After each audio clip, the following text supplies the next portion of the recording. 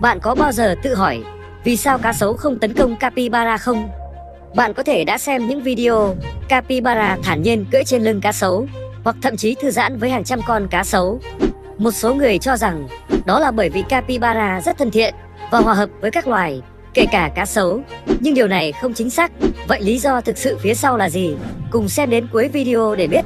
Nếu bạn thấy capybara dễ thương, hãy ấn like và đăng ký. Bạn biết không, mặc dù capybara vốn dĩ hiền lành, nhưng việc cho rằng chúng có thể sống chung với cá sấu là không đúng. Những video mà bạn thấy có thể là do cá sấu đã ăn no và không coi capybara là con mồi. Đây là câu trả lời nếu